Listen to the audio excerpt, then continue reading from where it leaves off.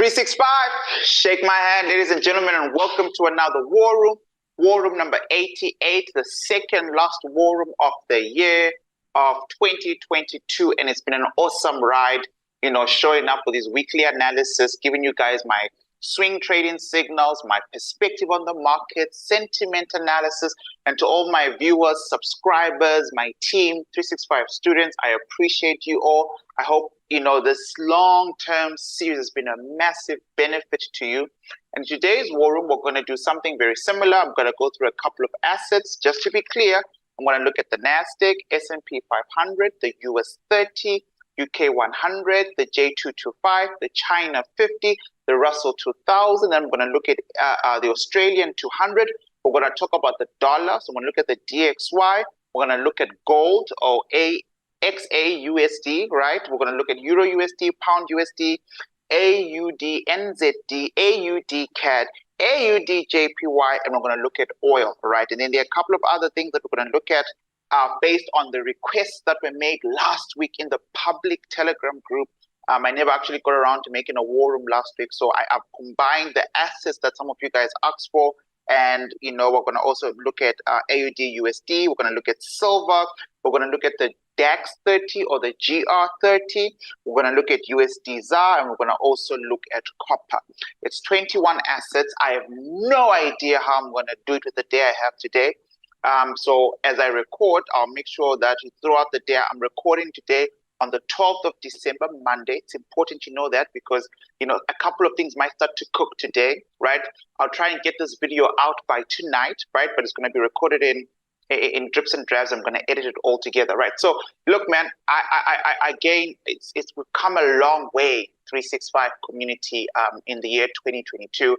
It's been a phenomenal, successful trading year for me. I hope it's been the same for you. There were many curves, many lessons learned, but overall the trend was just kind of like sell everything, which is something that we discovered at the beginning. Before I open today's war room, I just want to bring out some statistics for you, right? This is war room number 88. I started 2022, January the 16th. If you go back to the YouTube channel, right? The first war room that I can find that I did this year was in the middle of January, and that was war room number 45. So the war room series is continuing from last year. And it's something I hope to do forever. I hope to always do these weekly signals on my YouTube channel completely for free forever, right? It just depends on our audience.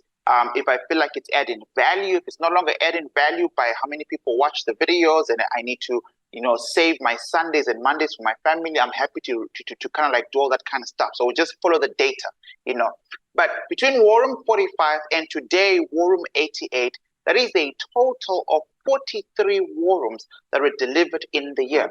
It turns out that the year 2022 has 52 Sundays. So if I was doing war rooms every single Sunday, and sometimes towards the end of the year, the last 3 months, sometimes I would miss a Sunday and then the recording would drop on Monday, right? So there were 52 Sundays. And out of 52 Sundays, I have delivered 43 war rooms. I am bound to deliver one more war room next week. That's 44 war rooms out of 52 possible times to do it. In June, July, during the National Arts Festival, me and my family had gastric fever, right, which knocked me out for 3 weeks. So we know that out of the 8 Sundays or the 8 war rooms throughout the whole year that I've missed, 3 of them I was terribly ill. Then the other few I was traveling, doing workshops across the country, right? So that's actually 85% of the commitment was met. 85% of the Sundays of me delivering war rooms was done. And I hope you've benefited from that, right? So real quick, before we jump into today's assets, I want to ask a quick question. The last time I was in front of you doing war rooms on the 27th of November, which is really, to me, sounds like about 2 weeks ago.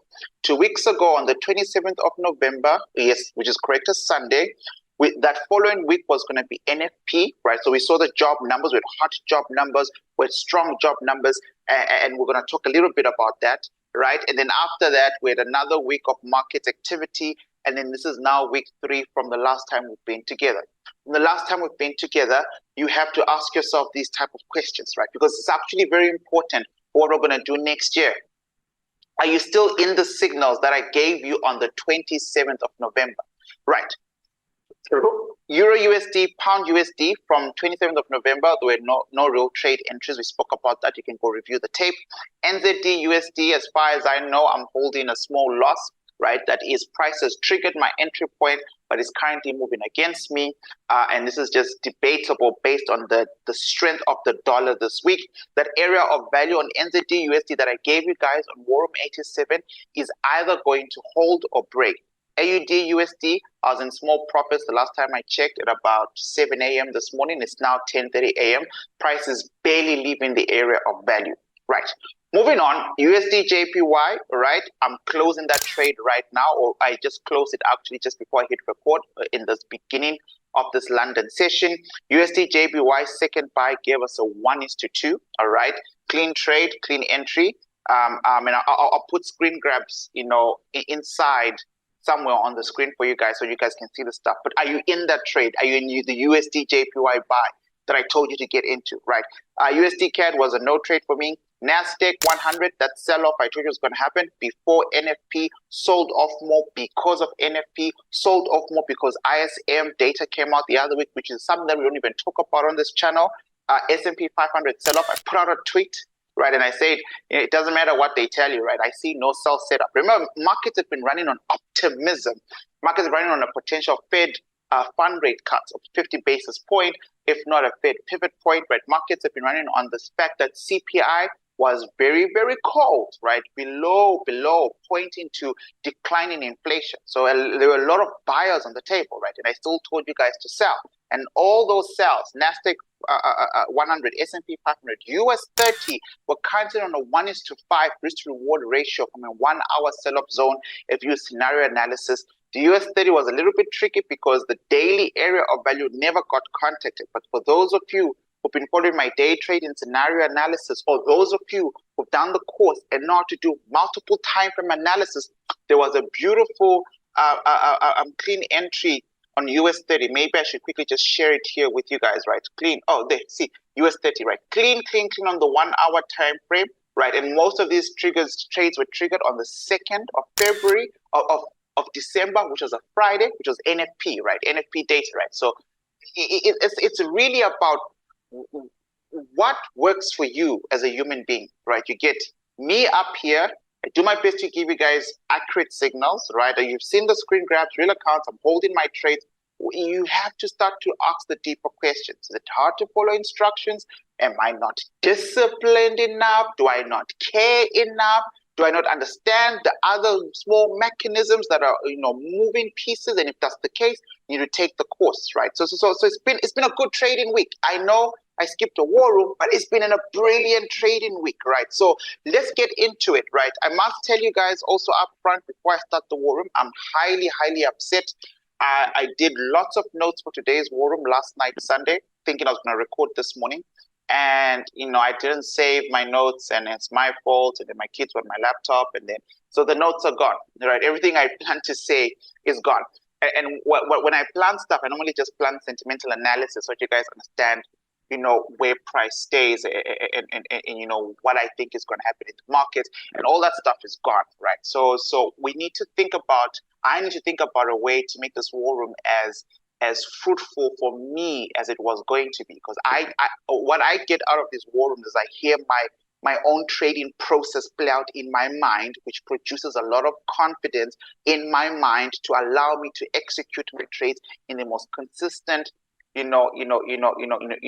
professional, disciplined way, which is very important for me, right? So the war rooms help you get signals, but they help me remain accountable to myself, to my rules, because now everything I'm doing is on public display. Like that's important, right? So I'm a bit frustrated because, there's a lot of stuff I wanted to talk to you guys about. For the life of me, I don't know if I can remember it all by head. I'm hoping that some charts might trigger different things. But I think the very first thing that we need to talk about is this week is bananas, right? We've got FOMC, we've got ECB, we've got the Bank of England, right? All doing interest rates. We've got CPI, right? So naturally, I had it in a nice order, but now that I've lost my notes, we're going to have to go through Forex Factory together as quickly as possible, and we break this down. What does this mean?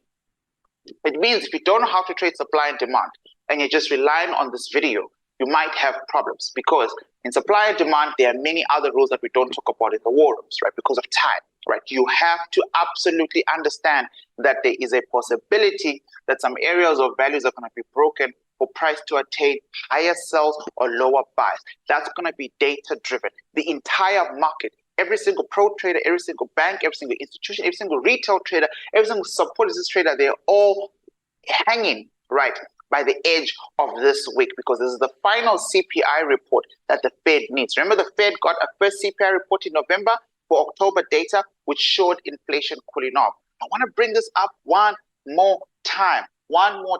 It is not, I'm not saying it's going to happen. I'm saying it is a very big possibility. I've brought it up in multiple other videos in my words. Be very inclusive of this thought process. Be careful. Nothing trends in one direction forever. It is very rare. Now, that being said, we currently had a peak of inflation at 9.1%. I don't want to beat a dead horse. I know I've taught on this many times. We did 8.3, 8.1, and then eventually we're at 7, something, right? The last, let's call it 7.7. I could be wrong about these numbers. This is the last inflation data we had. We have a downtrend of inflation. The markets want a continuous downtrend of inflation. A continuous downtrend of inflation signals to the Fed that you've done a good job. Stop. Well done. Now sit down. Stop increasing the interest rate. Stop. In fact, don't just stop. Stop and also start to open the money supply. You've tightened too much, right? Now, here's the thing, and some of my notes from last night are starting to pop into my head, which is brilliant, right? We have to weigh this kind of stuff. The only way the Fed can stop increasing the interest rate, right, is if a couple of things are clear, which is the inflation is going down, and Powell has said this many times, I need consecutive reports. One CPI data is not enough. So what happened was we had CPI in November for October show us that inflation is cooling down, right? Cool.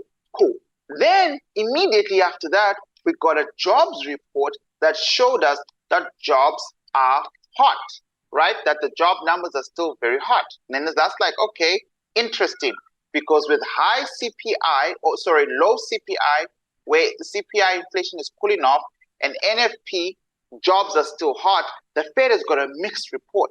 So this particular next CPI report that's dropping, I believe, on the 13th of December is absolutely crucial, because if inflation comes in very cool, right, it means then we are absolutely guaranteed at bare minimum a 50 basis point rate hike on Wednesday. You with me, right? Because they just wouldn't be a single point for Fed to go 75 basis points. That would be too aggressive in the face of data that they say they need to slow down. So the slowing down would begin, right? The rumors of a Fed pivot would begin. I don't think Powell's going to go no rate increase for Christmas. I think it's going to go 50 basis point, right? And then we're going to get a very, very big buy rally once again. All right. Now, why did I tell you to sell on the 27th of November? Well, because suppliers were in charge. Because we're supply and demand traders. We never trade how we feel. We don't trade our feels. We trade market structure. We follow the money. And supplies have been in charge, right? If we can quickly go to the charts as quickly as possible. It's just that some of the stuff I wanted to teach on is flying back into my head, right? So I want to make sure I use as much of that time we have together, right? So this is US 30 that everyone should be in with me. S&P 500 was a clear sell, right? I mean, the structure, the downtrends, there was just nothing. I literally tweeted this. I don't care what the world says. There's nothing about the S&P 500 that's telling me to buy, right? And this was a beautiful fall, right? This is literally a 1:7 right now, risk to reward ratio. A NASDAQ 100 had a struggling structure, but nonetheless, fell, right, with these supplies on the left that we kept talking about, and there we go, at a beautiful fall into a bullish engulfing pattern. This is why I'm saying, you know, it might be a good time to take profit. If you're still in these trades with me and you're not entirely sure, I sent out instructions on the public Telegram group. I remember about, you know, take profit 1, and then take profit 2, and then break even on take profit 3 and see how far it goes, right? I remember doing that as well, right? So we can see that, you know, price has been following a supply format structure. But here's the reason why, another reason why. On top of supply and demand, it's not the reason to look for, but it's what we call confluence in our academy. By the way, we're going to do a December special up until a certain date, so check down the link down below, 40% off on a trader's course, which is lifetime orientated, which is absolutely crucial to understand the way I see things and why I see things the way I see them. Right.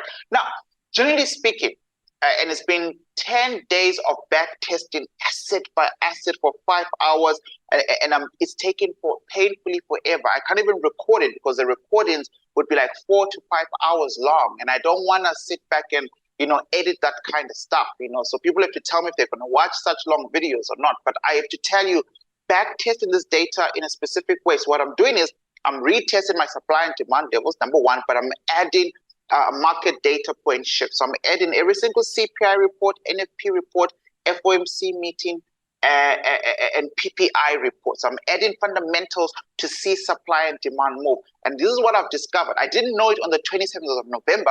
All right. I just knew to sell because of supply. But this is what I've noticed from the last 10 days of December. Since I shut down work, I've been home just back testing vaccines for 5 hours and playing with my kids and back testing and playing with my kids. It's been a beautiful thing. This is what I've learned. Every time there is a big report, CPI, Powell's about to talk, the big ones, NFP, etc. There is generally a dumping of assets, and this should have been obvious. It should have been obvious. Why? No institutional investor can logically explain why they would be on a buying spree when big news events are about to come out. So what these guys do is they like pushing price down, right? Let's go back to the chart. They love pushing price down just before a news event happens. Now, if the news event is what the market wants, and the market has been very much biased to buying because the market is desperate. Crypto is 2/3 down, all right? Powell did that, all right? Tech stocks are 50% down. Powell did that, right? They've destroyed demand. Housing is rotating to the downside. Powell did that, right? So there's a big argument on the table that Powell, you've done enough. But I'm saying as an institutional investor, it's very difficult to actually justify to the people you're investing for, right? Why on earth you'd be buying when markets could ricochet in the next few days? So if you back test this, and if you actually go back to your charts, you'll notice a week before big news, CPI, etc. There's always a nice dumping, right? And we just so happen to fall into that pattern on the 27th of November when I gave you guys the signals, right? So there's kind of like a lot of ways to think about this whole thing. Now, back to what I was saying, right? So this is kind of like what we are seeing is what the markets want, right? The markets want to see a continued decline of inflation. And I said this before, and I want to say it one more time. Yeah, we could get it, right? But I'm quite pessimistic. It's my fault. My confirmation bias is very difficult to shake. It's the end of the year. Let me just end the year as a bear, right? So I'm telling you right now, that's my bias. I'm holding on to it. I'm very short, right, in the markets. I don't know why. It's because of what I've seen, I guess, over the years. I just don't see a Fed, really dealing with this problem efficiently and very quickly under, Democrats. It's just never happened. So I suspect more pain is coming. I can't tell you when, right? I don't know. But I suspect that if we get the cool off and inflation, we simply need to meet the expectation, right? So what I mean by that is if you come here to Forex Factory and we see the expectation of the week, that is all that is required out of the data. The data, we simply need to meet the expectation. So we're going to fast forward and quickly just jump straight into it, right? CPI. So there we go. The headline number is 7.3%. That's all, right? We got 7.7 last time. We simply need to meet 7.3%, right? 7.2 would be great for the market. 7.1 would be beautiful for the bulls. 7.0, hallelujah. Inflation is over, right? But 7.3, 7.2, 7.1, 7.0, all those are scenarios for a bull case run. This is happening tomorrow, Tuesday. I need to get this video out, which means I need to stop talking and make a shorter video and just get it out, right? Because this is happening Tuesday, right? So I hope you watch this before Tuesday or on Tuesday before 3:30 p.m. South African time, right? But if we don't, and this is the scenario that a lot of people in the market are not prepared for. I don't know why. It's just because I think buying, which is green candles, is very much aligned to things that are positive, right? Green means go. You're taught this from preschool. It's important. It's literally in the trade, in this book here, right? Trading in the Zone by McDullis, right? How we are socialized to think.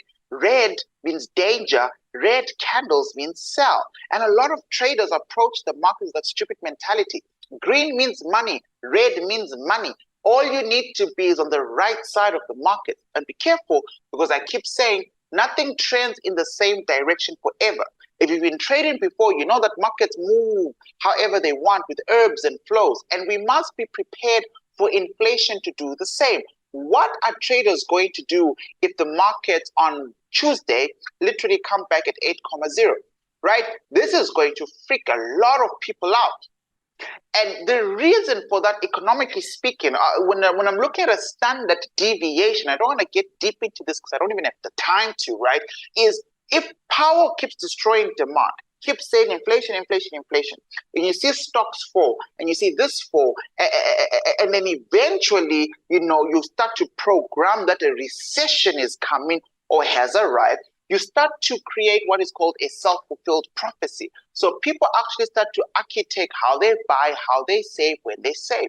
But we've looked at the data before together in these war rooms. We know that less people are saving and most people are spending borrowed money. So credit cards are at an all-time high. I've shown you guys this graph before. That's number one. Number two, we know for a fact that in the last NFP report, it wasn't just that only there were 263,000 jobs created versus the 200K. It was also the fact that real wages doubled, that we jumped from 0.3% was the expectation to 0.6. So there's a wage price spiral just around the corner. It's back again, right? Now, if all of this was happening while this data was being collected for October, where we got a cooled inflation in the CPI report that came out in November, and all of a sudden, all this spending, all this extra spending picks up again throughout November, which is the report we're going to get tomorrow, Tuesday, the recording of this, and inflation spikes up again, it's going to be fear again, right? It's going to be World War I. It's going to be, oh God, the Fed can't do anything. And if that happens, I am not entirely sure if Jerome Powell would be comfortable with giving the market a 50 basis point rate hike. Powell, throughout the whole year, has been consistent at meeting market expectations. He actually has been setting market expectations. I gave you guys proof of that when we went through one of the Wall Street Journal articles where I taught on pivot points and I explained what happens after a pivot point is actually get more drops in line, right? But they've been putting out fillers and meeting market expectations, right? So market expectations for tomorrow is that inflation goes down. Right, and then market expectations on Wednesday at the FOMC meeting is that Powell gives us 50 basis point rate hike. But I'm saying be mentally prepared for a different shift, right? So I'll be watching markets today very calmly. I don't want to exit out of my sell trades because they're the only sell trades I have left in the markets. I had to close my longer swing trades, a while back, a month ago, etc. Everyone was told to have 3 entries. I taught on that stuff on the Day Trader series. So I hope you've watched it before, and how to risk appropriately and how to use 3 entries and how to leave 1 entry for moments like this, right? So for that 1 entry, I would suggest we have tight, not too tight, but have, a preferred, stop loss profit lock, right? So that if something goes wrong, you leave the market with some money on your 3rd entry. For some of it's your only entry, so also consider that. Break even, lock profits, do something. But if the scenario, the unlikely scenario that most people are not expecting happens, and inflation ticks higher, that's fear. And if inflation ticks high enough and Powell is moved to maintain, for example, a 75 basis point rate hike, right, then more pain comes. And it's a give or take type of scenario, right? So I think that's pretty much in a nutshell what I wanted to cover. And now I'm just going to fly through charts because I've just realized that I can't do a long war room, edit the video, let it render, and then post it out there before Tuesday, right? So it's going to be interesting.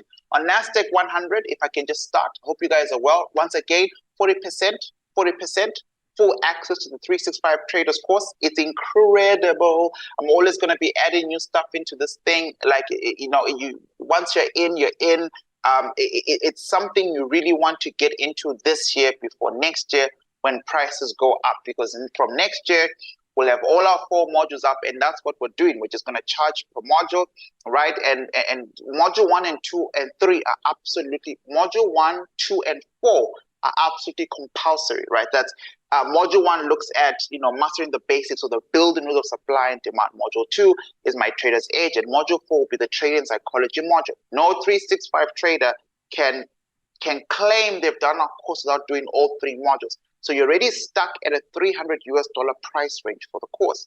The only module that's elective, right, is the day traders module, right? Module 3, smart money concepts, where if you want it, you can get it, right? But I would jump in now at 40% off on the price of 2 modules, right? It's absolutely a crazy bargain. So please don't miss that out. Your choice, though.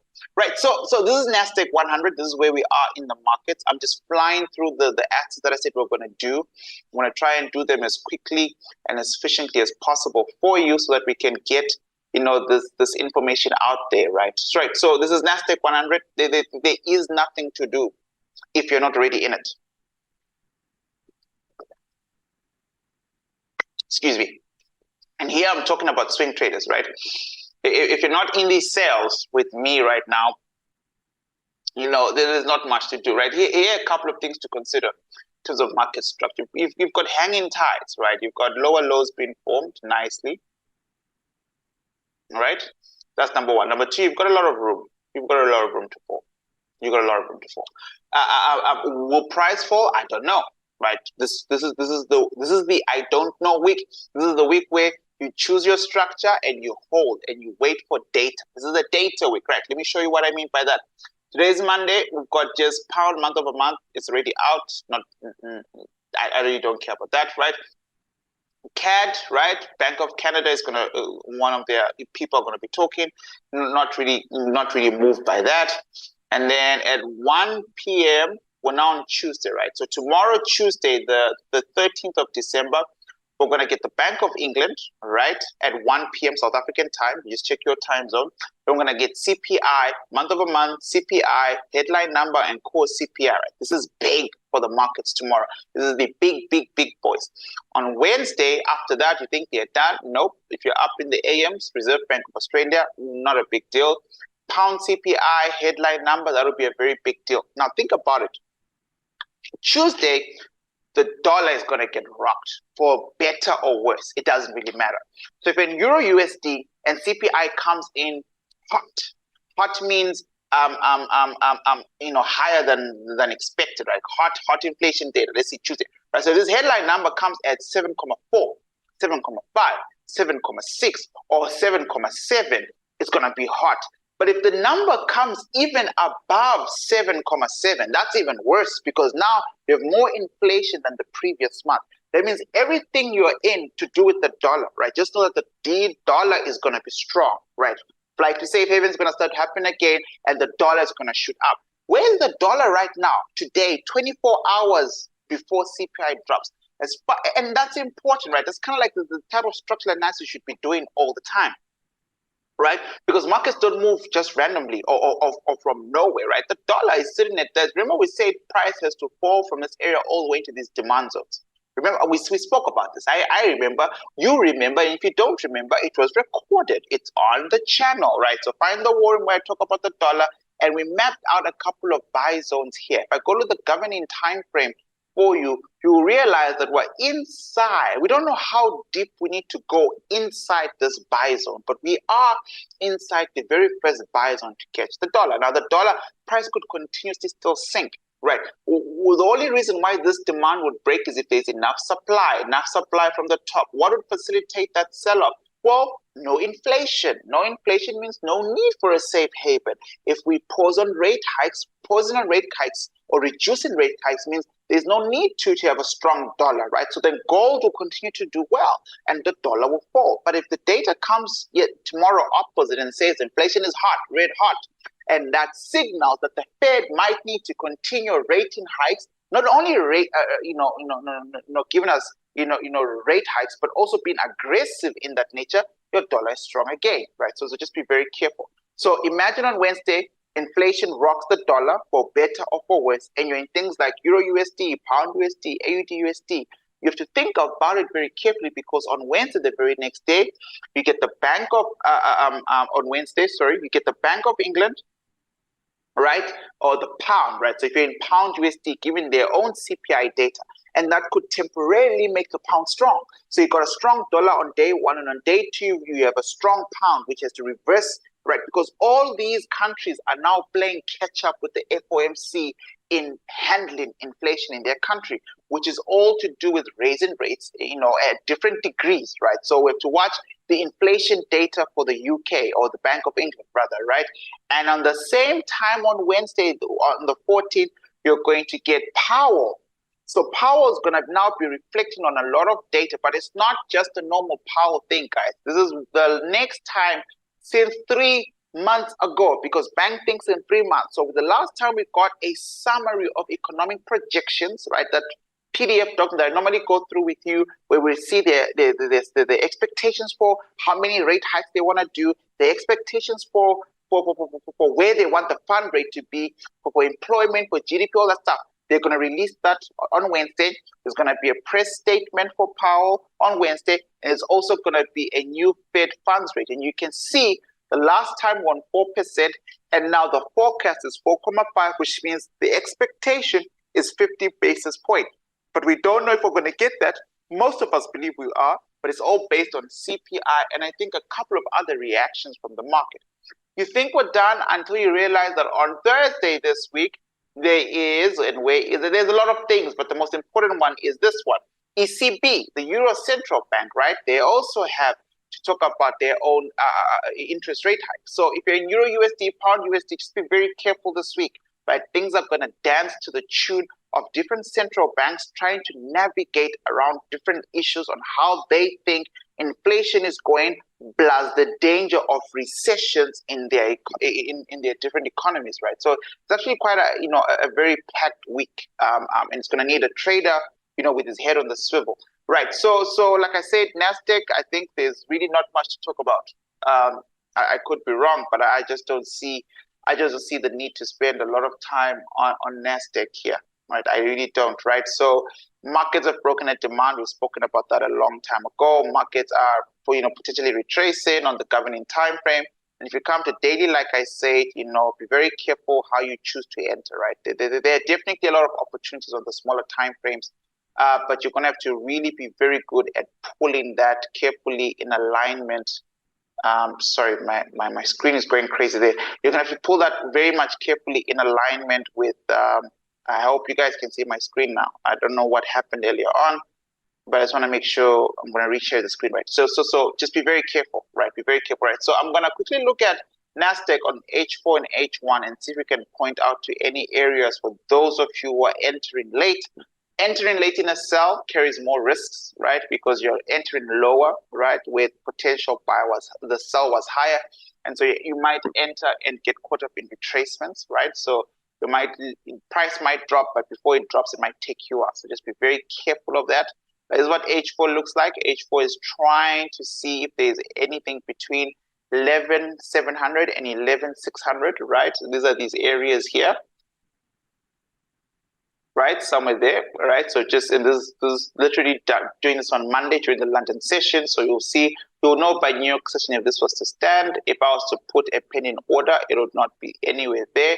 I would rather put a pin in order somewhere here. I would go 25 points after the 365 numbers, so that's 11,800. So I'd have one pin in order, 11,800, and another one there, 11,765. So that's about 25 points. You guys understand what 25 points means?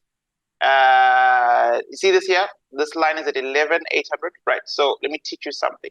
No, I don't want to teach it, but I'm just going to tell you something, right? So 11,800 is that number that we saw. And I'm always say, make sure your areas of values have room. So like 25, points. An area of value is a zone that you're considered to trade, right? So if you have something like this as a marker, right? Because you don't really know where the area of competition is on your charts, right? And so you've got this area to work out between 11,11 I'm going to call it 775, right? And 11,800. So if you look at where 11,775 is, we can draw a line, horizontal ray.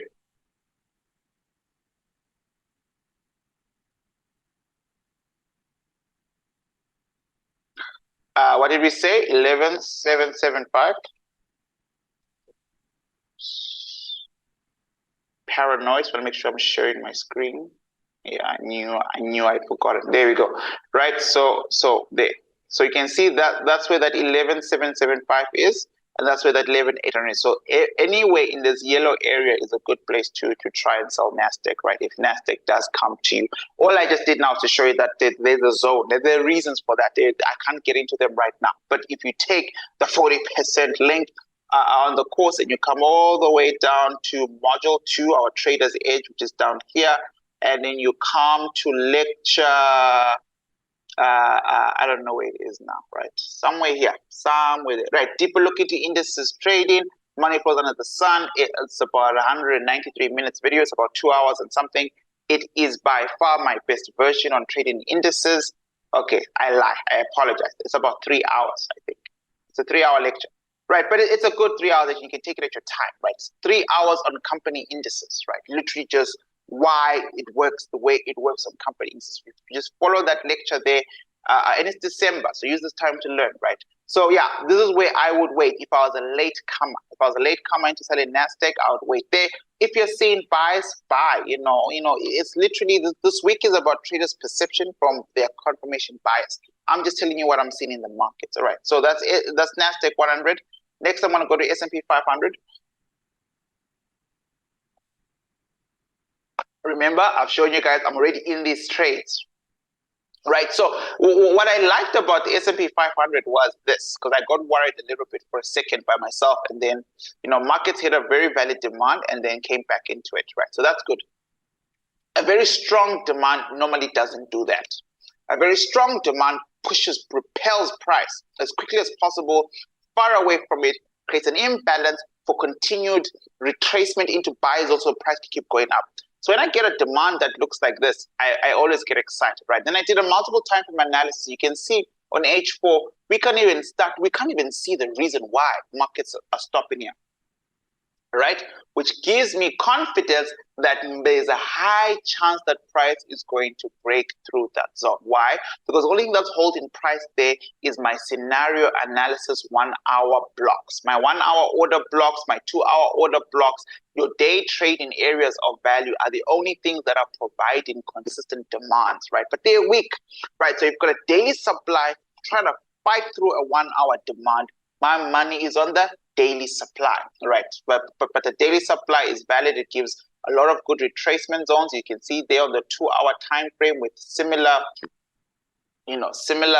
market movement, right? There it is, there, clean bullish engulfing pattern, right? That's why we mark that area out as a take profit target. You can see what happens when it works like magic. Price rallies all the way up, and that's, remember, even if you're a seller and you're looking at these demands, you have to quantify them. We talk about this in module 1, understanding your areas of values. You have to quantify the stuff. Those of you who have access to my course, I'm telling you, do well, do yourself a big favor and come back and master again and again and again. I mean, I'm not crazy for reading the same books 3 times over. I'm not crazy for back testing the same stuff I've seen in the markets for over 9 years now. There's something about the human mind. You think you know it the first time until you realize you don't. And there's a power in repetition, right? Bob Proctor, may he rest in peace. He died sometime this year. Always spoke about the power of repetitive learning, right? Try and take it anew again. But anyways, we come here in my module 1, right at the beginning of the course, where after we have introduced the first 2 or 3 types of supplies and demands, I then start to talk about areas of value. See, there's supply and demand, areas of value part 1, areas of value part 2. Go back and make sure you understand areas of value, because some of you exit too early because you're not applying that rule, right? So if I look at this demand zone here, we've got the fresh touch done. I don't know if you're like me and you feel like this should also be counted. It's not counted. It really wouldn't matter, right? But there's something that happened here that forced price to keep going up, right? I hope I'm sharing my screen. I hope you guys can see. I'm paranoid, man. I've done a 2-hour video before where, you know, the wrong screen was on. You know, sometimes I have screen 1 instead of screen 3. But anyways, there we go. Price got repelled again there, right? And then price eventually comes back for the 3rd time and does not make it at all, right, into this demand, which is perfectly fine, right? So price kind of like finds its own standing right there, but this gets crushed down. Why? Because there's still a valid demand lower. Don't forget, that's a rule, right? If you're buying high, you're bound to lose, but if you're buying low, you're bound to win, right? So, and that's like, you think you really understand it because you heard me say it, until you go back to the course and you realize, no, it's an odd enhancer. It's a qualifier to whether you should take the trade or not. So you can't just know it off by a line. Remember, you have to literally practically see it. Like, why would you not buy here? It's a good place to take profit in case this demand holds, but why wouldn't smart money push price down lower to the lower demand? And it did. Right, so on the same zone here, and I'm wasting so much time on one asset, right? We've got fresh touch. Let's say you don't want to count any of these things, or you have no choice now but to say retest, and then you got this, and then you got that. Now we're introducing what? Glass effect, right? So now you know that your area of value is damaged. Now retail traders are planned to look for support and resistance there. They've been taught that the more hits that area gets, the stronger it is. So we now know that already the retail trap has been set into this area of value. There's going to be more retail traders trying to buy there because somewhere, let's draw it, somewhere here,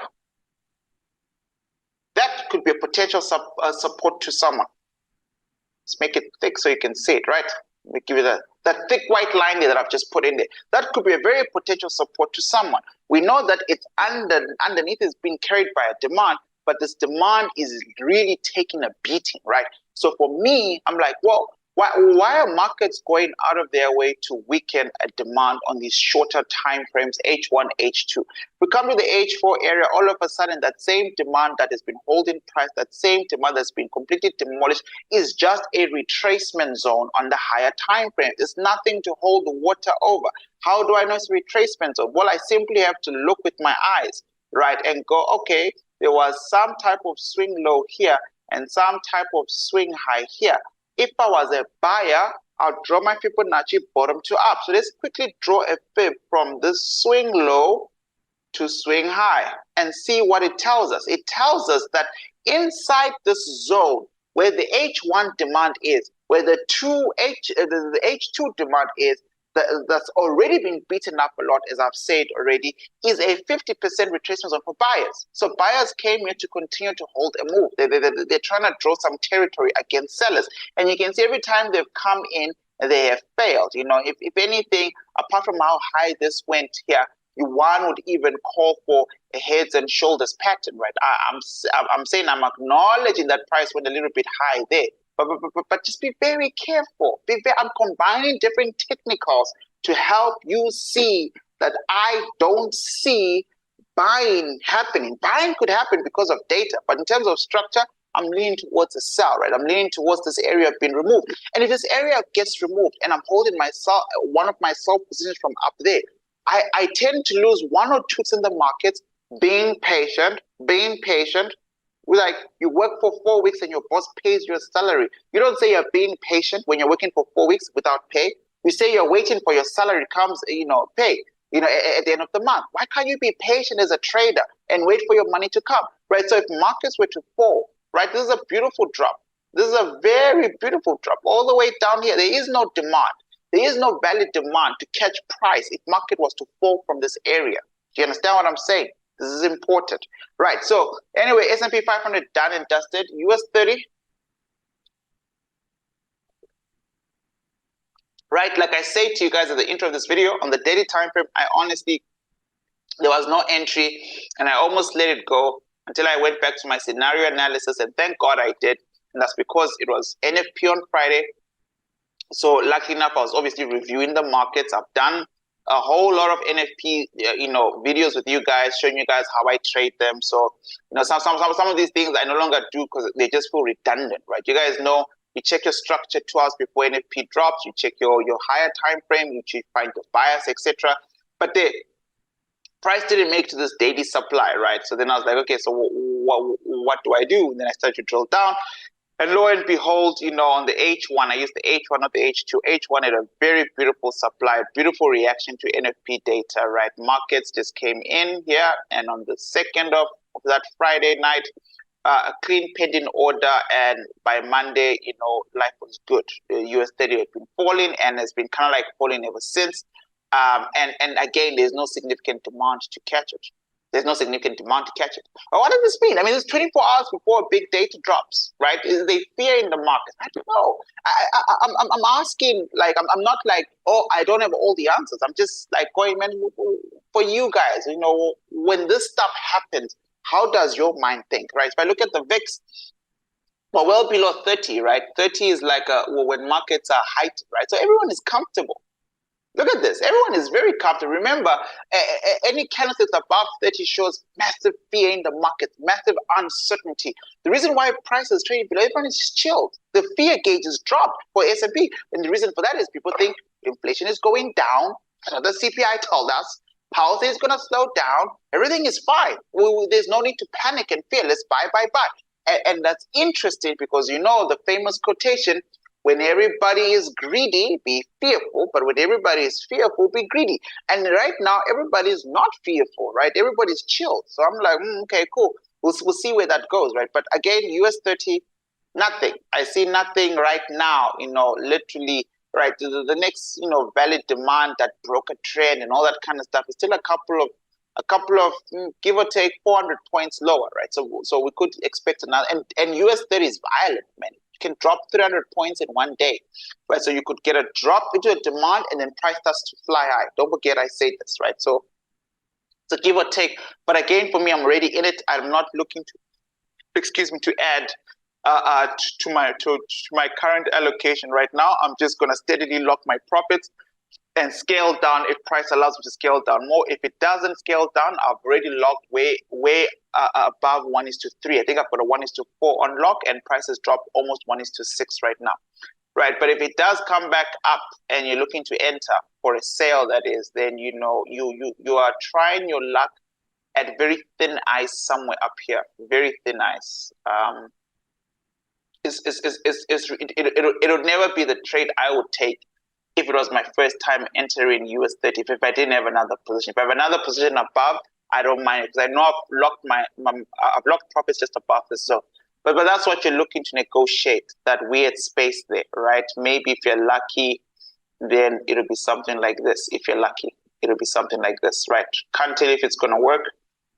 You really should have been in these cells on the 27th of November. I mean, that's why these war rooms are happening as weekly, as often as I possibly can, handle them, right? So that's US30, UK 100 is the next one. And I think after this, I'm going to have to quickly take a break. I have to do something at 11:30, then I'll come back and continue with the recording. And this has been a fascinating chart. I was all in, all sales for a very long time until markets were like, nah, stop, right? And we held it, and I personally wanted to see a retracement somewhere here. That never happened. Markets have just been pushing up until I got kicked out with the profits I'd locked, and I haven't gotten back in since then, right? On the UK30, right? And again, remember, it's a big week for UK30. We've got Bank of England, we've got ECB, right? So all those things are very much intertwined into influencing how this asset is going to move. What's annoying about UK30 is the same thing I said was annoying about UK30 at the very beginning of the year. UK30 has not yet broken out of 2020 COVID levels. Every other index you see, even after 50% drop in American tech stocks, right? Those 50% drops, the bear market stuff in NASDAQ, S&P 500, all that stuff is still above the 2020 crisis. It's above it. So that means prices recovered from 2020 COVID, crashed, but have not crashed to the 2020 levels. UK 100 is still stuck there. So look at this. This is January, February of 2020 when COVID became a thing. And then we had the COVID crash. Markets are still trying very hard to close above that, right? Markets have not closed above that.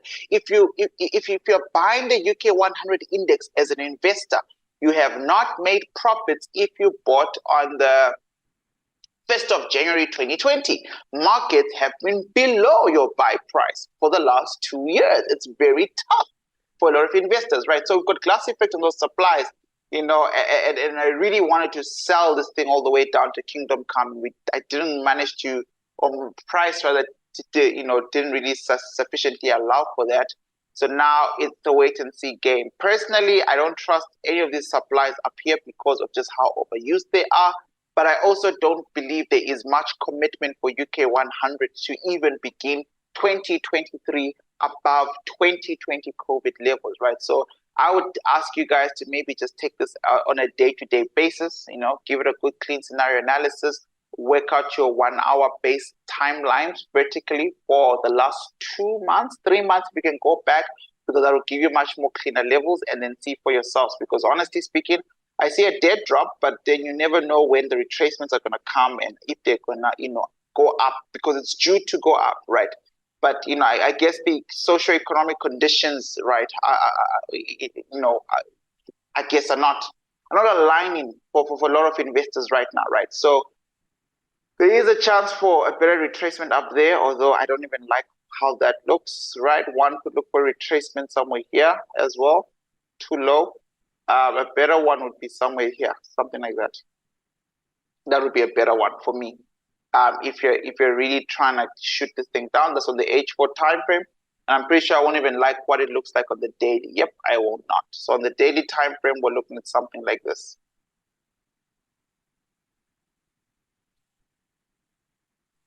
Something like that on the daily. Good luck.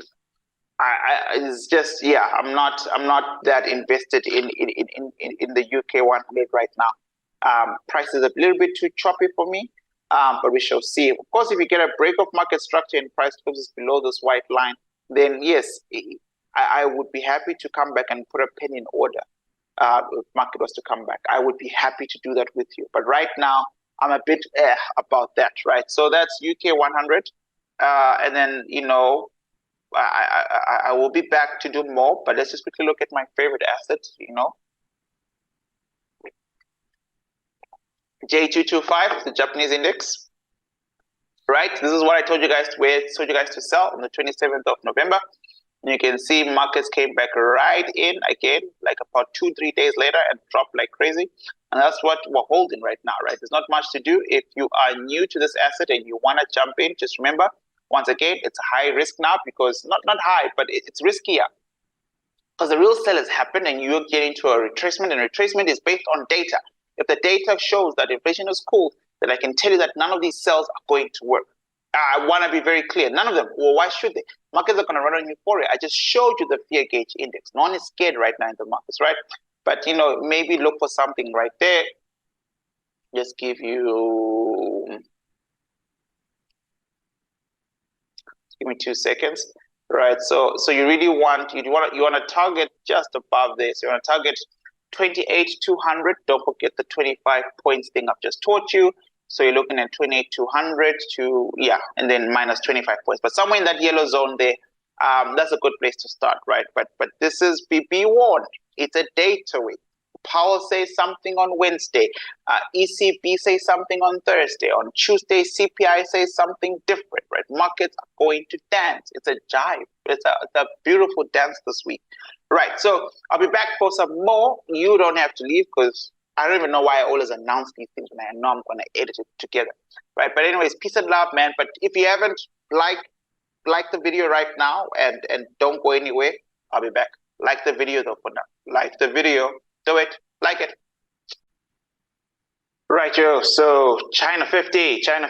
Let's have a look at China 50 next. Right. So long time. What's going on here? Not a good place to sell. I mean, it could work out, but it's not a primary target. But let's actually do an autopsy of China 50. It's been a while. Let's see. I'm on the weekly time frame. Still got a drop to make. We still have some way to go down. Still have a way to go down, right? This could be the start of a new uptrend, but personally would lean towards price actually making its way down to a demand level first. But for now, if you look at it very carefully on the weekly time frame, it's fighting back to go back up. On the governing time frame, there is no real push to the upside. The reason for a push, that's not a real supply here.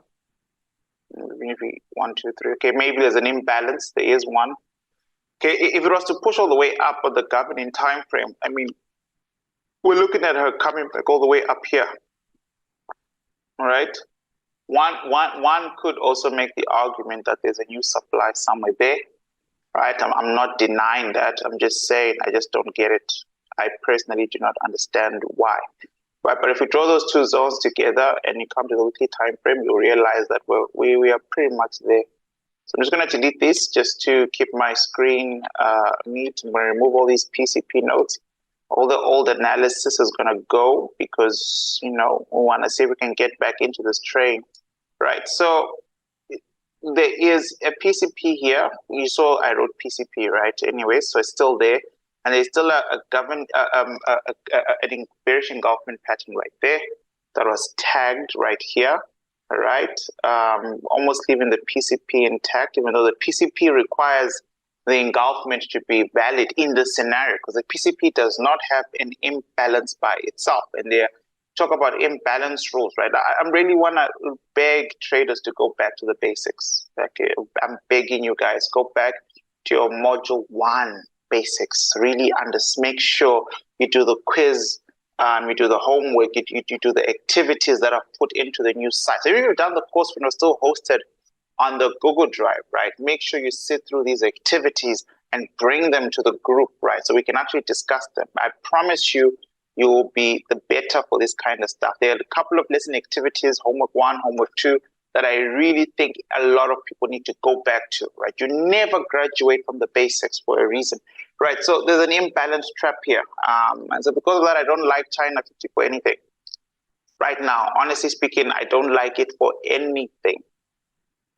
Right, on the daily time frame, yeah, it's a no trade for me. I'm going to make that note right now. On there's just enough money everywhere else. I'm going to write no trade on China 50. I'm not going to, you know, scratch my head looking for like a good trading zone should be available, you know, just there, ready to present itself, right? US 2000 was still within the London session. I did have to step away for an hour for a trade call, but we are back, right? So US 30, I sent this picture on the public Telegram group amongst many other things. And I spoke about the Russell 2000 and how I wish I'd entered on time, blah, blah, blah. And then it turns out that there was an entry that was now, you know, slowly being gifted to us. And we might be lucky, right? But all these, I think I'd closed most of these cells there, and I wish I'd held on to them, right? Right, if you're not in, Russell 2000 is a very sensitive macro stock asset. I've said this before. It's a very good indicator of looking at the intensity of economic restructuring that's happening from the Fed, interest rates on small cap businesses versus trying to figure that stuff out on large cap businesses like Tesla, you know, Netflix, blah, blah, blah, blah, blah. The 2000 Russell 2000 really combines these nice mid-cap, small-cap companies, which are more sensitive on the ground, right? I don't like this area of value because it's just big. You know, the Russell has massive, massive gaps between each numbering. So, and by number, I'm referring to 3, 6, 5 numbers, right? So, again, 40% off to kind of like get to the stuff. It's just that it's nice when you know the stuff and I do the work, then the stuff just clicks better, right? If you now know all my trading rules and you're coming for my weekly trading signals, the money that can be made there is just impeccable, right? But I can't use, especially this one. That's why I'm in a very big rush to get it out to you guys before CPI drops, right? But yeah, so this is going to be a push and pull factor for CPI. You can really see that Russell's at a zone where it's thinking about what to do. And it's just going to park. I'm pretty sure it's going to consolidate and park here for the rest of the day, for the next 24 hours, right? You can see, right, you've got a clashed demand, and on top of a fresh demand, a creation of a supply, a fresh supply, right? So someone's going to lose. Someone here is definitely going to lose. There's not going to be an either or market, right? If the bulls get the data report that they want, they're flying. If we bears, sneaky feeling that inflation fights back, and maybe it might not be in this report, might be in another report, but if it comes out in this report, you know, we're melting demands and we're looking at going back to 1700, you know, even lower, who knows, right? All based on CPI, but that's not enough, because then Powell the next day has to come back and confirm that CPI was crazy, therefore I'm staying crazy. If CPI is crazy, price drops, and Powell says, yeah, CPI was crazy, all right? We don't know why, but we think in general from other things that we've seen, assets down 50%, housing market crash, crypto down, demand down, consumer spending confidence down, and all those kind of things down. We think we should just slow down the rate and see. Markets can still go up, right? It's all about Powell. This Wednesday is about Powell. So it's the Russell 2000. I'm not really a big fan of this zone. I'm going to have to strip it down to its smallest atom, which is H1 to H2. I see the price is creeping back up. That's always good. That's always good. Let's go ahead. Kinihashi. Whoa. After this trade call I just did, man, I feel drained, man. I feel drained. And it's no offense to the person I was talking to. So the senior trader, we're looking at a specific stock portfolio. It's just, I'm tired. My energy levels are just down, right? You're looking at something like that, maybe. And then if you're like you know, either it is or it isn't type of trader. Those traders are like, either it's a perfect intro, it's not, and you're looking at, you know, halving your risk to something that looks like that. Yeah, so that's what I would look for if I was keen to take a desperate entry into the Russell. Right, somewhere there, we'll see. But if you're like me and you always have a daily entry, then you know it's time to go already. You know, already. It's time to go already. And I'm talking about from the daily perspective sense already. You've already received the retest that you wanted from a daily perspective. Okay, that's Russell 2000. Right, let's look at the Australians. Why am I doing this? I apologize once again. I'm going as quickly as possible to get this out to you as quickly as possible today, right? War Room 76, long time ago, supply did not hold. So Russell, AU200 index just kept pushing. It's at a stage where it is just dumb to sell, and I'll tell you why. It's almost like UK 100 but better, right? So this is that COVID dump, and then you can see this asset is barely managed to stay afloat. Look at where price is today. Price is here today, and that's where that COVID level is today, right? That's not good. I love to buy, long buy. So if I get price to come here next year, this is one of those positional buys where I'm holding the buy for weeks to months, all right? Because this will be a very good place to really get momentum going, right? Right now, price is at a very shitty range, and I apologize, but price is at a very terrible place, like a very terrible place to do much. There's not much clear direction on the selling, and if you're buying a breakout, which always loses wind, you know. But if we're to get a proper drop, which is what if you see the whole year, I've been wanting to just shoot this thing all the way down here, right? And some shots worked, some didn't.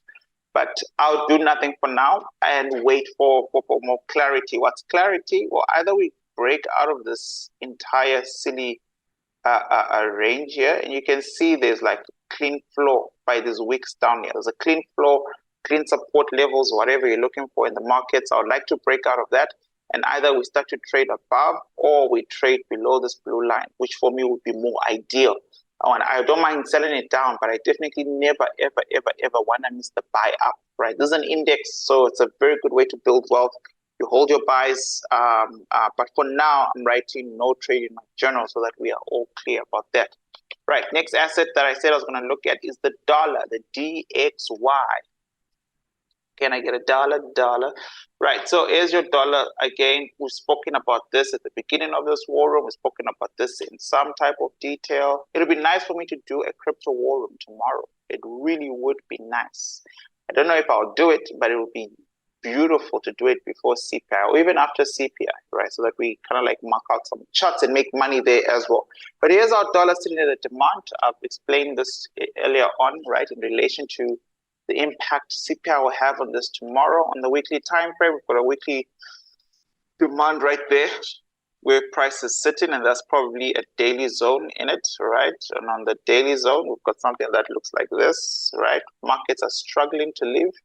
But when they do leave, if they leave, it will be a beautiful moment in price, right? So we want to clear this wide range here, right? So a little bit of consolidation wouldn't hurt anyone, but time is up for the dollar because again, CPI is dropping in about 24 hours from now. So time is up for the dollar. A decision needs to be made. Do you continue sinking or do we keep going up, right? So there's not really a good plain trade, but if CPI does come out strong, hot, very, very hot, right?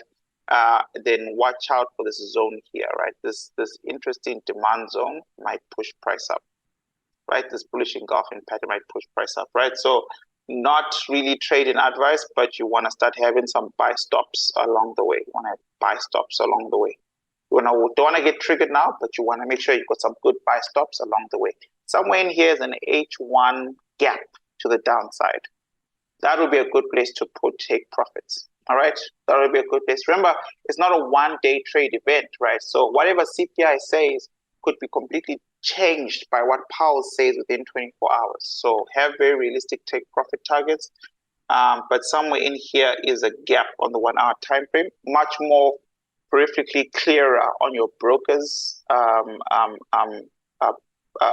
platform, how your broker is printing out candles. So just look out for that. But here is a H1 gap, and that's where I wrote that watch out for this thing. So this is a very strong supply. And so I would take profits just before price gets there if I was a buyer. If there was something in the market that wanted me to buy, this is profit target number 2. Profit target number 1 is always 50%. You draw a Fibonacci between your entry point and your final exit, and I'll make profit target to my final exit, and you take profits 50% from that mark. So let's say price was to explode up here. I draw Fibonacci from my entry point to my profit mark, and take profit 1 is here. What does take profit 1 cover? Operational costs. It literally is almost always a guaranteed 1:2. So it's a risk reward ratio of 1:2, where you're covering how much you're going to risk because it's a business transaction you're making, and you want to cover the capital you put on the table. You want to make sure that this doubles, right? The risk you put on the table. And then take profit 2 here, take profit 3. You want to see where it goes. You break even, and then you pray. You pray and you lock profits, and you see how far price goes, right? So that's my advice to everyone on the dollar. Not really advice, just telling you what I see and what I'll be doing, right? This is gold. Gold markets, I'm out of the markets because I'm only a seller of gold in 2022. When the markets give me buying opportunities, I am not interested in buying opportunities. And that's because it's just easier for me to think one way because then I can focus on one bias, right? And so we trade what we see. So when I see what I don't want to see, instead of fighting the markets, I just don't trade. And right now we've got a weak dollar, so we've got a strong gold. Weak dollar, strong gold, right? So the last time we sold gold was here, and I told you guys I broke even. And lo and behold, I was stopped out with 0. Like I woke up and, price had successfully tagged me out. I was hoping for a retest of the zone before I get kicked out, and then markets drop lower. But, such is life, right? So not real money was made here for me anyways, because instead of taking profits, I just held on to it. I thought hopefully price would at least want to come take profit from down there, right? And that this was not a touch, but clearly to the markets it was. The area of competition was more fierce than this week projected, and maybe I go on a Kinihashi, I would have seen the light. No, not really, unless if we're talking about how we kind of like deal with fib levels, right? So if I pull out a Fibonacci, I'm pretty sure this is a PCP area, right? Let me not speculate. Let's draw a Fibonacci. There we go. Let me not speculate, right? From there to there, fib level. See that? 0.38%. You guys see that? Perfect, right? 0.38%. which simply means that, am I sharing my screen? Am I sharing my screen? Yes, I am. Right, so this simply means the PCP level, right? So had I done something that maybe I would have known instead of breaking even, I should take profits. But at the time, I didn't do that. I just broke even and moved on with my life, right? Because I knew the dollar was going to be weak for a while. So most of my sells in gold were not going to stand the test of time, right? So where is price going? Where is price going? This is that incredible lecture here, where I do introduction to supply and demand trading, lecture 1, lecture 2, lecture 3, and lecture 4, 5, profiling your assets, all talk about where is price going. You have to know, where is price going? It's like markets are random. No, stop. Human beings, at any given point in time, we have billion ideas to execute across billion types of spreads, which present billion types of opportunities of billion types of assets. So I could be buying and selling the same asset as my next door neighbor right now. That is the randomness in the market. Pause. At 365, we don't care about that type of market randomness. We go back to the greats. Wyckoff in 1934, in the middle of the World War, a highly proficient stock trader said, rather consider the market as what? As the composite man, the one in charge. Consider a group, a hive of organized institutions with one mindset for profit. What is capitalism? The extraction of value from little bit to the maximization of profit. So in the markets, in the financial markets, there is what Wyckoff in 1934 called the composite man, a group of organized institutions which we now call smart money, from Milton Friedman, who think the same, who understand the value of assets the same. They push assets up for value and they depreciate the assets down for value. How you view the market is tangled with randomness in the markets. But when you start to view the markets the way the composite man does, the way smart money does, the way the only person who can move the markets can, which is market makers. Anyways, when you view from that, the randomness, the noise disappears, because you can now answer the question, where is price going? To answer the question, where is price going, is to ask this question: where does smart money want price to be? I can tell you where the price of oil is going to be next year. I've been doing that nonstop, because oil is organized by OPEC. OPEC are basically the oil mafia. They restrict supply to increase value. They want $100 per barrel. They got it. Now they want to depreciate that. They're doing it. There's a petrodollar oil. We can guarantee that we understand that. I can tell you the long-term perspective price for gold, because as long as gold is viewed as a safe haven, it pumps up. But if there is a crisis in America and the interest rates need to pump up, the dollar goes up. So I can tell you where the dollar is going, which makes me tell you where gold is going. You see that? I am simply following what the people who have the ability to move price, if I understand what they're doing, I can understand what markets are doing. That's what this is doing here, right? This is that part of the course where the first 10 lectures, right, is where is price going? How do we eliminate randomness in price? I'm getting ahead of myself. Anyways, so this is the dance with gold, right? The dance with gold is from tomorrow, after CPI comes out, we shall know whether we are back as sellers or we let the buyers continue, right? Because you know me, I've been selling gold non-stop, right? Up until about a month ago, where I had to stop, right? When price started to find these nice filtered bottoms here, markets exploded up. There's nothing wrong with buying gold if you want to buy it. It's just that I can't be with you. I don't know if we live in a reality where gold will come back, excuse me, to these all-time highs right now. I don't know. The only way gold can come back here is for Powell to crash the dollar. Powell has to start tightening, has to kill interest rates, has to flood the market with a lot of dollars, start printing dollars. If he does that, sure, gold will fly as dollar falls, right? So it's just an inverse relationship that we're going to wait for, right? We're going to wait to see, right? So for gold, for my trading plan, I'm going to write no trade idea because I don't want to buy gold. But let's talk to buyers. Let's say I had a group of people like, okay, but what do you think? Where should we buy? All right, I'll tell you that area of competition was tight here, right? So gold actually left without saying goodbye. I'll tell you to switch your candlesticks to a Kinihashi just to make sure we don't skip and miss any order blocks, I'll tell you that this is a terrible imbalance and it's stopped by supply, number one. I'll tell you that there's nothing to do here as well, because again, we're still in a perpetuated formation of price in an uptrend, right? It's on the daily time frame. And I'll tell you that somewhere here is another bus stop for sellers. So again, even for buyers, don't touch gold if you're not in gold right now.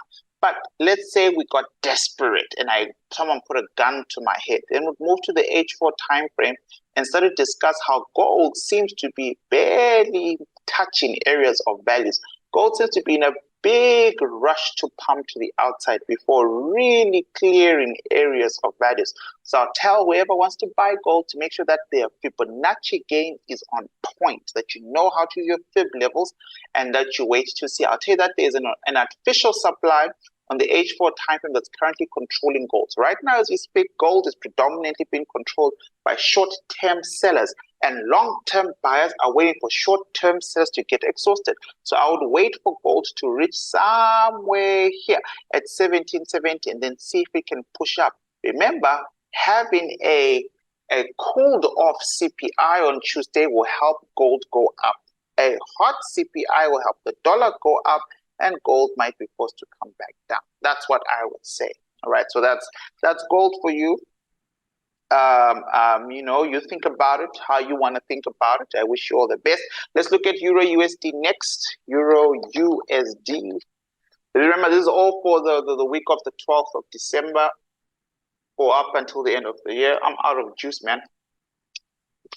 Back to normal candlesticks. So all these assets, I really just don't want to touch because I need to see the dollar, right? Relative strength.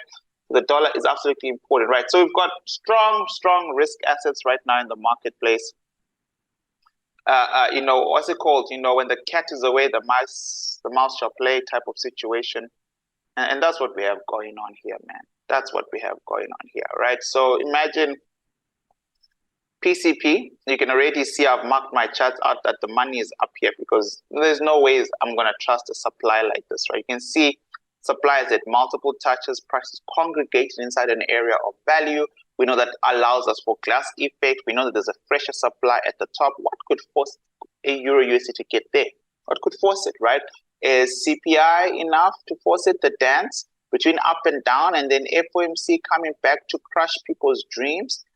Is the fact that the FOMC tomorrow is on Wednesday is also going to release a summary of economic projections, which will let us actually know how hawkish or dovish the FOMC is in the long term. I don't know. What do you think? Right, so this is the only area of value I care about in Euro USD. If price was to break this area of value by, say, December, sometime end of December, middle of December, whatever, then we know that, you know, it's difficult for me to maintain a bearish confirmation bias. I would have no choice but to accept that of price. That, look, man, this thing is really happening. Like, markets have changed, like prices going up. On the weekly time frame, there are multiples. And remember, we've been selling all year. So we can't be surprised to see supply out of supply out of supply out of supply. All right. So again, not to waste your time, but I'm waiting here for some type of clarity on the data set. Pound USD. Maybe one of them is a primary market for the other this week. Maybe one of them is much more clearer. Here's Pound USD on the weekly time frame. Filtering through another supply, trying to go to a higher supply. On the daily time frame, similar, not much, really not much, right? Look at me still waiting for those pullbacks to happen. They haven't happened yet. Maybe they'll happen here. I don't know. CPI, FOMC, Bank of England, ECB, all happening this week, right? You can't ignore the weight of that stuff. AUDNZD, my money maker, right? I'm just bringing this up because this has been a faithful swing trade since you know, War Room 86, right? In War Room 86, when I did the results for that War Room for you guys, we were at that time in War Room 86, which was, I don't know when it was now. War Room 86 was a while back, right? The week before the 27th anyways, AUDNZD was up 351 pips. Since then, right? Since then, we've dropped a bit more. We've dropped a bit more on AUDNZD, and I'm happy to give you a picture of my live account, right? It's just, these are the things, what you want to do is you want to find this beautiful stuff, and then you want to hold it. That's a 0.558 pip drop. That's all, right? So let me make sure to drop you guys a picture of that stuff as well here. This is your money maker. This is beautiful swings. You just hold them. You just hold them. They build your account. I mean, the whole year I've been saying the same thing, man. AUDNZD, I want to do nothing. I want to do nothing because there's just no entry, man. You need a very big retracement to get back up here to the weekly. So I think we want to finish the course, right? So we've marked out this green zone weeks ago. We said this is where price is going weeks ago, 4 war rooms ago. That's a month ago, because we know where price is going. Where is price going? Supply to demand, demand to supply, basic stuff. 40% off. Get the course, learn the stuff, master the stuff. When I come to the war rooms and you have the rules, money. Right, so look at that. This is pretty much clean and clear plan. We might not end the year here, so this is something that you want to consider holding up until sometime in January, give or take, right? But we know that this demand has been cleared. Yes, price is allowed to retrace. Let's pray it does not retrace now. They might as well just hit the demand and go back up. But, you know, start locking profits. Yeah, maybe start locking some profit just slightly above. On the daily time frame, this is a PCP, potential continuation pattern, right? So for the most part, you want an imbalance, then you want to retest and price will drop. If you get an imbalance and a retest, you can enter now. Then when those steps have happened, remember you're entering on the low part of the leg. If you've done my course before and you did it last year, here's a refresher. Come to module 2, not 1. You guys don't use all the tools. I can tell you right now, in module 2, you want to come very carefully, slowly, and come back and study supply and demand curve. The curve. What does it mean by the low? Yes, I know I can't sell low, but how do you quantify low? On which time frame? In this lesson, blah, blah, blah. I'll be showing you supply and demand curve. This was a brilliant 2-hour lecture on the supply and demand curve. Remember, the curve is drawn on 2 separate time frames, right? One time frame ultimately high, another time frame higher than your entry time frame. So you need to make sure that if you hit that entry on AUDNZD, that you're not too low on the curve. What you're looking out for, you're looking for a bullish territory. Do you want to sell inside the bull's territory in your supply and demand curve? The smart answer is no, obviously. You don't want to do that, right? So you really want to come back and do what? Master the basics. I'm talking to people who already joined me, right? This is the thing of waiting. You've already joined me. You're already part of us. You're already part of the community. Put in the hours now. Put in the hours. Put in the hours. Put in the hours. The money comes. Put in the hours, right? So when these concepts are not concepts, they are rules. They are trading rules, which means we don't do them because we feel like it. We do them because we must. It's a rule. It's a rule-based approach to trading. Supply and demand curve, right? So watch out for that on AUDNZD. AUDCAD is the next one. AUDCAD, Kedios. I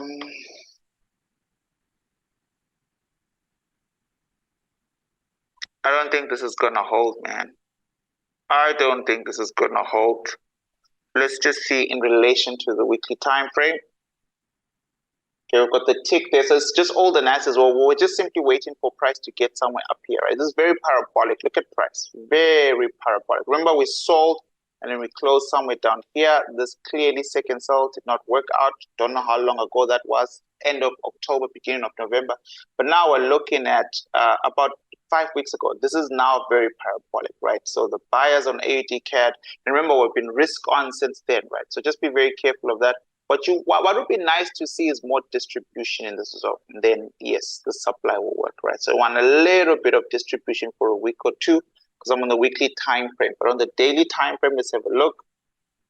This was a beautiful, clean trade. Everything else after that was the fresh touch, retest. Obviously, it's not going to work, right? Simple rules, 365 rules.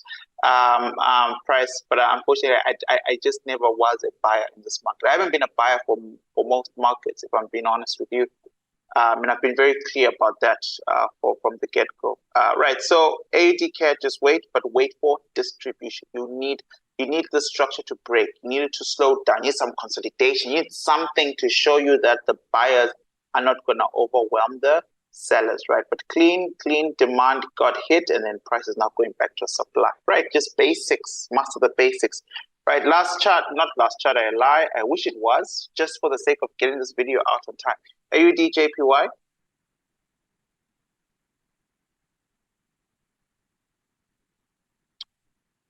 Would I do anything different?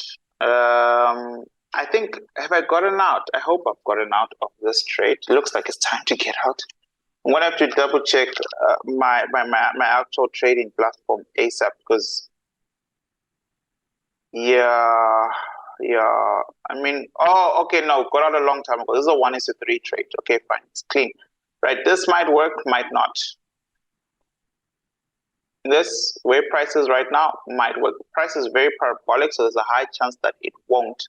If we go do a high time analysis, we're looking for anything that would resemble a bearish engulfing pattern, and that is not a bearish engulfing pattern on the weekly and on the governing time frame. Price is choppy, right? So zero trade idea. Price is still at a supply, or coming from a supply all the way up there, and eventually will come down. Eventually price will come down. Eventually price will come down to these areas, these nasty areas here with all sorts of things written on them, right? But for now, there's no big trade up there. I would be looking for long-term sales on AUDJPY, long-term sales, but I would need confluence of price to enter. Right? That's a 1:3, clean buy, clean sell. Like over time, prices hit this governing supply and now struggling to come down, right? Next, we've got oil. I don't think there's a trade idea in oil. Only reason why I'm talking about oil is because I do remember looking at it yesterday. I was trying to map out the new quantities of OPEC, and if OPEC was going to change anything. You know, my take on oil has always been the same thing, right? We got the 100 barrels, we got 100 and something barrels of oil. We really got a good number, right? Oil needs to come down a bit, right? And the supply has been in charge for the longest of time. I feel I sound like a broken record at this stage. You know, oil just simply has to calm down. Oil simply has to come down, and that's what we're seeing right now, right? Clean drop in oil. Unfortunately, not one for entries. I can't find my marked up chart. Capital.com. I don't know. Crude oil. Was it a wonder? There's a chart that I always use, though, that's marked up. Okay, but you okay, I think it's this one. I think you guys get it, though. You get it. We are holding, there we go, downtrend on oil, all right? And yeah, if we get to like $62 per barrel, I'm definitely buying. I'm definitely open to start buying, all right? And the reason for that is we've got a very good demand marked up there. Here I told you guys potential weak demand proximal line, and it was smoked. It was literally smoked. It was weak, like I said. It was never, and then markets built a nice supply on the weekly, and you can see that for yourself. And on the daily, we've got, you know, open season, right? So we've got a clean imbalance. Price is now leaving, and yeah, you might be looking for such things. So if you're a wide-based trader, support resistance, then yeah, as long as your stop loss is that wide, sure. Supply and demand traders, you want to aim for something like this. Sure, but this is in a rush to go down. Like I said last time, oil supply dropping until it gets to demand. Then we can talk about, you know, some serious oil prices going up again, right? Which begs to wonder, why don't you ask your politicians why fuel is still as high as it is, right? If fuel is based on global oil prices, blah, blah, blah. South Africa produces half of its own fuel on South African ground. Exports fuel, petrol, whatever, to Botswana. Botswana sells fuel that they buy from South Africa much cheaper than South Africa sells fuel in South Africa, right? This is just corrupt. Everybody's corrupt from the energy, man. Governments are corrupt. They just pile dumb taxes upon dumb taxes just to make a lot of money. Right, I'm not excited about this AUDUSD. I think at the beginning of the war room, I brought it up. I did tell you that, you know, from war room 86, I'm in small profits, and this is what I mean. Got triggered over here. Price fell very well. Price is back up there. This is very tiny profits. I don't know what to do with them, right? My stop loss is a little bit wide because I put a supply upon a supply. So I have to sit and just wait and see. My original trade call was to settle the way down there. It's going to be based on what's going to happen to the dollar this week. So I might get a stop loss hit here, and I'm going to be fine and take it. or price will continue down. Right? We shall see. Right? That's AUD. USD. Somebody asked me to look at USDZAR, so I want to quickly do that for that gentleman. I think it was a gentleman. USDZAR. Right, exotics, pop in supplies, pop into a bigger supply, into a buy zone. I'm not changing anything on my analysis on USDZAR, right? I think I mentioned this in the private Telegram group. Alvin brought this up when Cyril Ramaphosa, the president, was supposed to resign. Obviously he's not going to do that, right? But we're really just talking about, wow, would this really affect currencies and markets, blah blah blah. And I did say at that time the growth is simply based on the strength of the dollar. No one cares about Ramaphosa, globally. No one gives a damn about that old man. His cronies don't matter, and in the global scheme of things, right? So, we want to see, right, markets are slightly outside this buy channel, right, and they're consolidating around it.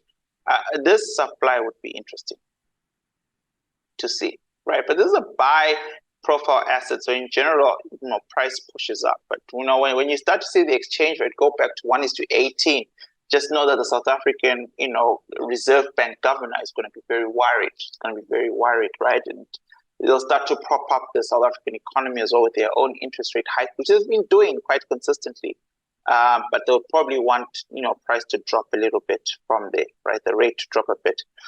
We shall see if this has any significance into the breaking down of this buying structure that is like price dropping. I don't see a big drop unless if Powell completely does a Fed pivot point. Then yeah, be very ready to sell at that supply. Right, the next request that we had was silver.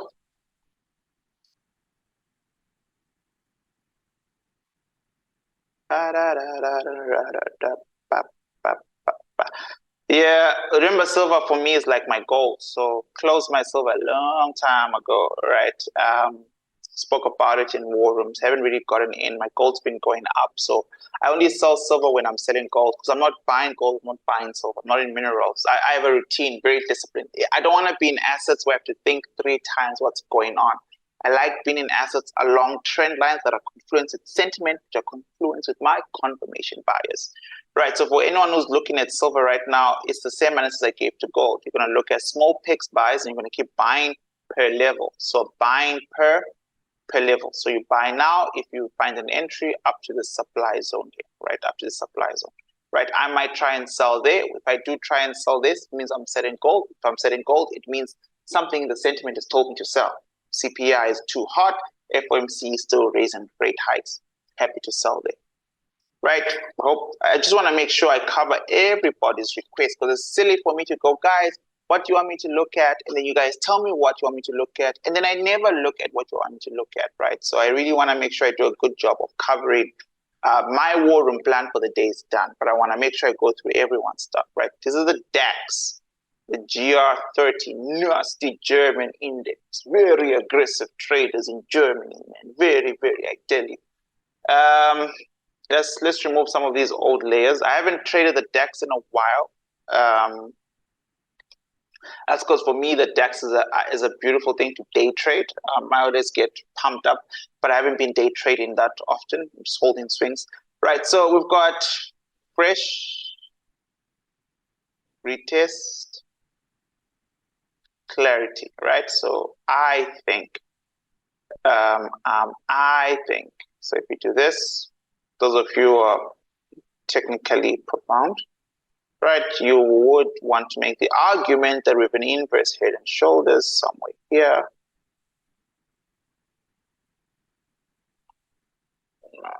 I mean, I just trade supply and demand, but I'm just saying, like, it's just nice to see other techniques as well give you confluence, right? So I wouldn't sell, right? For now, I think, well, this is gonna blow the roof on a couple of things. Let's go to the weekly time frame.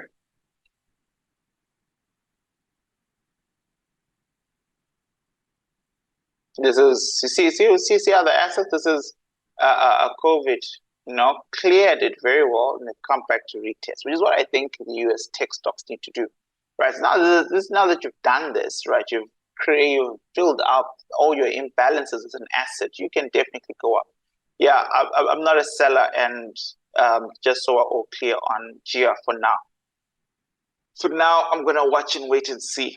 Some of you can buy and sell, some of you like getting 50 points, 10 points, everyone's a different trader. So it's not, I'm just telling you from a swing trader's perspective where I want to hold my asset, make me lots of money for a while. There's nothing I can do here. All right. So I'm moving on, right, from GR. And then the last asset of the day is copper. And I just want to make sure I use the right copper symbol, which I should have on my playlist, right? Again, copper, palladium, I'm not touching those things right now until my gold is back and there's confluence within my primary market and my commodity markets, because I want to sell. But this is what copper looks like right now, right? Copper finally broke out of the steep fall. There was this hold in place, fresh touch retest, right? Because people will be like, oh, Lero, your zones failed. No, where now? Start here before you yap. Start here. Learn the rules, right? So I bring them up, fresh touch retest for my students, because they need to understand why. Sure, they must remember the rules. Fresh touch retest, fresh touch retest. After that is glass effect. It's a song I taught my 8-year-old who I'm teaching how to trade, right? So for him, a power of play, you learn through play as a kid, right? So he knows the rules. Fresh touch retest. After that, you get glass effect. It's simple. Right, so glass effect occurred, price removed the supply as it should, and then tried to dig deep, taking out a couple of demands, trying to stretch a little bit lower. Let's go to Akini. I should just understand it better. Yeah, then it's a fib level maybe. Pull out a tool, swing low, swing high. Golden retracement level, that's literally where price stopped. It's 61.8%. The buyers were happy with that, and they've taken off, right? So copper is going up because gold is going up, right? So it's simple, right? So we'll see copper here. For me, that's my bias. If you don't want to sell copper and you want to buy copper today, then you got to wait. There's nowhere to buy copper. Either you're in or you're in, right? There's literally nowhere right now. Right, unless if you dig into smaller time frames, right? 365, ladies and gentlemen, I appreciate you. I love you. Thank you for this beautiful, opportunity and platform, for listening to me, for hearing my perspective, for debating with me, for arguing with me. I appreciate you all. 40% discount on my traders course. I have one more war room left to give for the currency markets for the 18th of December. The next Sunday is Christmas. I will not be around or available to do a war room for that. So then I'll see you guys next year. The first war room of 2023 will be about positional trades. We'll focus on the direction of every single asset I can find long term. Not necessarily entry points, just market direction. Do we even know where price is going? And we'll make conclusions from that. But before we do that, let's meet on the 18th of December for one more beautiful war room. Make your money right. Make smart decisions. Be a good risk manager. Everything that you do not manage properly, you lose. I hope 2022 has been good to you, as it has been good to me and my family. Stay blessed. We should talk about affirmations. We should talk about targets. It's different notebook. For me now, for whoever is still watching towards the end, it's now week 3. It's week 3 of me already starting to affirm myself on my 2023 financial goals. Week 3, my affirmation cards are here. They're in my phone. I've recorded myself reading these out carefully. I go for walks. I'm in the kitchen. I'm in the toilet. I'm listening to myself. I'm already programming my success for December 2023. I smashed my 22 target goals for this account. This public account, I smashed it for 2022. You have to prime your brain. Get this type of information, then become this type of disciplined trader to get what you want from the market. One more time, prime your brain. What's your goal? What's your target? I'm happy to share my new affirmations with the whole world again. I'll do it in the next forum. I'll read them out loud. It takes 8 minutes to go through these things. By February next year, I would have listened to it so many times, I would know it by heart. If I now know it by heart, my subconscious mind is programmed to look for this, to create this reality. Follow Bob Proctor on YouTube. Read his books on the law of vibration. which is the ultimate law above the law of, what's the one that people like? The law of attraction, right? Listen, there's a better way to do this kind of stuff. When your mind is primed and you have the right information, becoming a disciplined, consistent, profitable trader is no longer a dream, but a path you simply walk. 365. I know a lot of people didn't even make it to the end of this video. So those of you who did, it's called the power of one.